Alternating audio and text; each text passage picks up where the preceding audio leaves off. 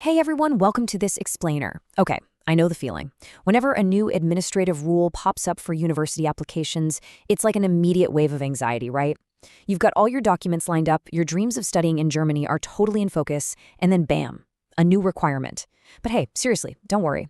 Today, we're breaking down this brand new dMAT process specifically for Indian graduates. I promise, by the end of this explainer, we're going to turn that confusion into total confidence with a super clear step-by-step breakdown. So let me ask you right out of the gate, are you an Indian graduate planning to apply for a master's program in Germany for the summer 2027 intake or beyond?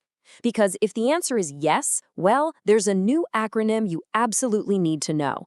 Meet the dMAT. It's a completely new element in the application pipeline, and trust me, understanding it right now is going to give you a massive advantage. Okay, let's dive into this. Here is the exact pragmatic roadmap we'll follow to clear everything up. 1. The new GMAT requirement. 2. Who actually needs to take it. 3. Understanding the test structure. 4. How to register. And 5. Scores and your next steps. All right, jumping right into part 1, the new DMAT requirement and exactly why you shouldn't panic about it.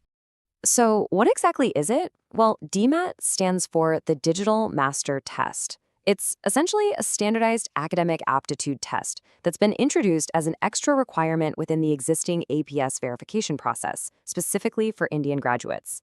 And honestly, I really want to emphasize the word aptitude here. This is an assessment to measure your academic readiness. It is not, I repeat, not some grueling pass or fail exam designed to block you from getting into a university. And this brilliantly illustrates the organizational setup, which is, honestly, where a lot of people get confused. You're actually dealing with two totally different entities here. On one side, you have APS India. They're the ones who verify your academic documents and issue your final APS certificate. On the flip side, you have an organization called GAST. They are solely responsible for administering the dMAT test and issuing the separate dMAT certificate. So just to be crystal clear, APS India does not run the test, and GAST does not verify your degrees. Make sense?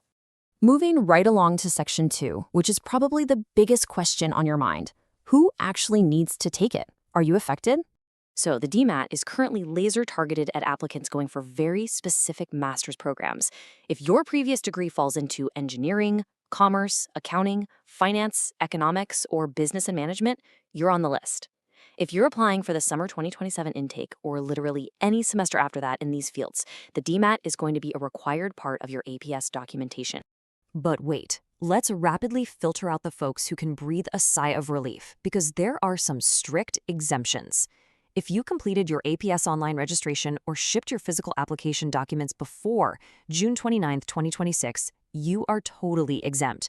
Also, if you're applying for a bachelor's degree, a PhD, or if you're an exchange student, no dMAT for you. And obviously, if you've already finished the whole shebang and are literally holding your APS certificate right now, you are good to go. Okay, section 3, understanding the test structure. Let's look at the anatomy of the exam itself. Good news up front, the test is completely in English, and it uses a single choice answer format. It's basically split right down the middle into two halves.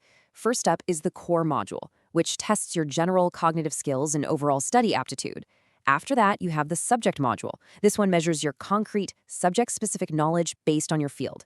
But here is the real kicker. It tests your ability to actually apply that knowledge to solve typical problems.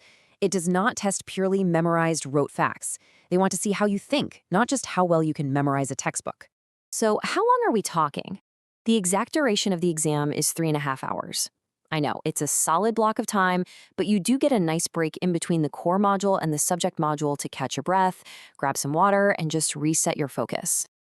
Let's move to section 4 and see how this all builds into your highly practical roadmap, how to register.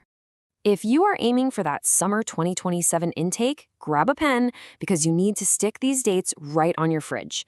Registration officially opens on June 29th, 2026. You then have until September 15th, 2026 to get registered. The big day, the actual test day, is September 26th, 2026. And the turnaround time is actually pretty speedy. Your digital certificates are going to be available right in your GAST portal by October 12th, 2026. And hey, you don't have to worry about trekking across the globe to take this thing. The exam is fully digital and carried out at licensed test centers distributed all across India. We're talking Ahmedabad, Bengaluru, Bhopal, Chandigarh, Chennai, Kolkata, Manantavadi, Mumbai, New Delhi, and Pune. Just a quick heads up though, booking is strictly first come, first served through the GAST website, so you'll absolutely want to lock in your preferred location as early as possible. During that registration process, you'll be prompted to pay the test fee. And I definitely want to call this out specifically so there are absolutely no financial surprises later. The current fee for the dMAT sits right at €150. Finally, we arrive at Section 5, Scores and Next Steps. Let's talk about what happens after you hit Submit.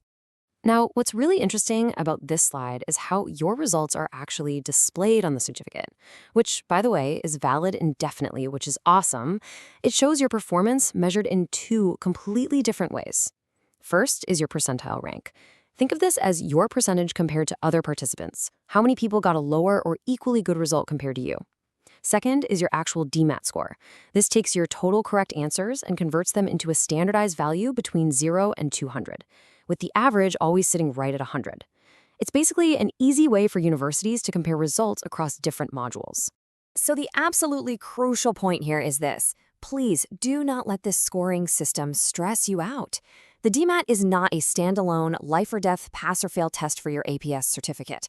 A low dMAT score does not automatically mean APS India will toss out your documents, and it definitely does not automatically mean a German university will deny you admission. German universities decide entirely on their own how they weigh this score alongside your transcripts, your bachelor's degree, your whole profile. It's literally just one piece of a much larger puzzle. So you've got the roadmap, you know the exemptions, you've got the dates memorized, and you fully understand the structure. This is just one more manageable step toward an incredible international education. So the only question left is, are you ready to book your dMAT, knock this administrative step out of the park, and officially begin your German academic journey? I really hope this explainer gave you exactly the clarity you needed today. Thanks for hanging out with us, and seriously, best of luck with your applications.